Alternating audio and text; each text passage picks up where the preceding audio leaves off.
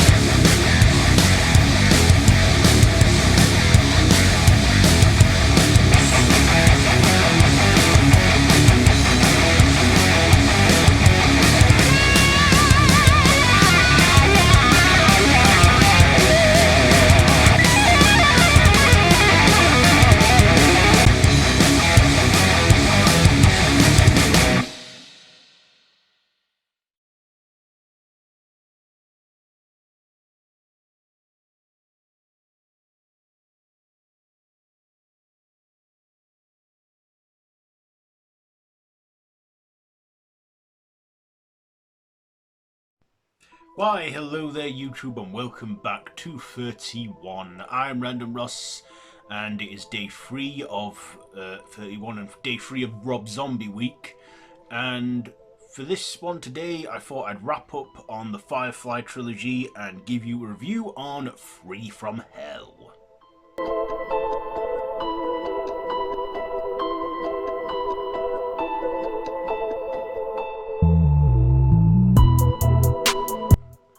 So this is, of course, like the others, written and directed by Rob Zombie, and of course it stars Bill Mosely, Sheri Moon Zombie, with Richard Break, and we have a small cameo from Sid Haig as Captain Spaulding, but we also have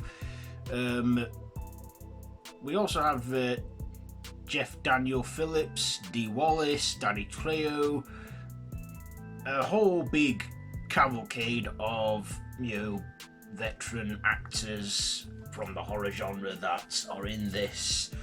And this takes place several years after the events of The Devil's Rejects. So in The Devil's Rejects, we see, baby Captain Spaulding and Otis get gunned down, and we assume that they were dead.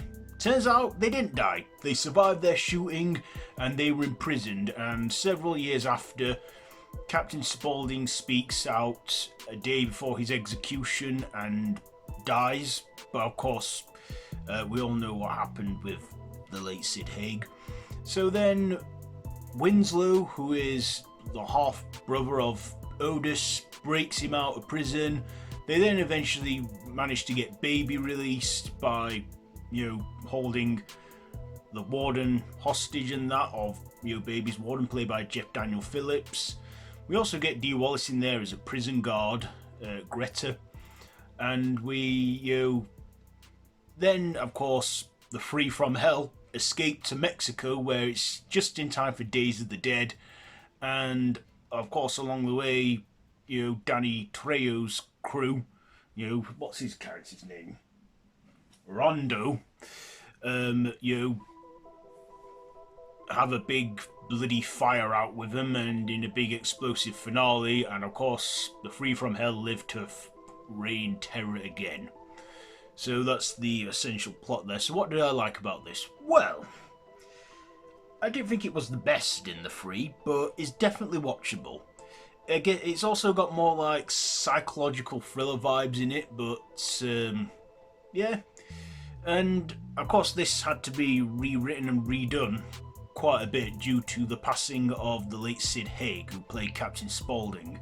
Now, he only had a small cameo in it where he's doing an interview before his execution, and you can see from that footage that Sid Haig does not look well at all. You can see he's deteriorated and he's quite sick, and the next day after recording that scene, he was actually taken into hospital due to his health problems. And I guess they had to write around that character and introduce another one, and that's where Richard Break's character, another collaborator with Rob Zombie, came in, and he took Spaulding's place as was one of the three, and yeah, he's brutal. just like Otis. Bill Mosely and Sheri Moon Zombie, they still return, and we get a great show out of them too. Especially Baby, she's crazy in this, and she has hallucinations of a Catwoman.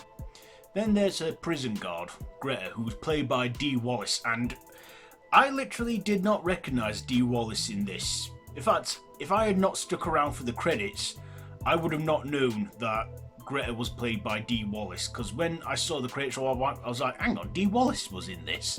So I looked it up and everything, I thought, wow, she was the prison guard. And like I said, she looked completely unrecognisable in this. So good makeup effects there on her. But I did like this one, from Rob Zombie. It's again, it's the Firefly family on the run, and we have some good performances from there. I thought Richard Break was a good sort of replacement, but he ain't no Captain Spaulding. He's no Sid Haig, but I think he filled in Spaulding's shoes okay, but they were tough shoes to fill. But yeah, I still thought Richard Brake was okay in this, as I was familiar with him already in Rob Zombie's film before that, 31. He was also in Halloween 2, Rob Zombie's Halloween 2 as well. But yeah, I like this one. I like the whole party montage we got to see in this, and some brutal violent scenes, like when Otis and what's his name? Winslow skin a woman's face and nail it on a tree. That's like, oh god, and they left her there to die. Yeah, some brutal kills in there, brutal swear words and that. Just the typical what you expect from Rob Zombie. And as I've specified already, Rob Zombie does it how he wants to do it, and I can't judge him for that. This had good cinematography, some good callbacks to 70s grindhouse vibes, and also we got some references and Easter eggs to classic Universal horrors, like when Winslow is watching the Phantom of the Opera with Lon Chaney on the TV.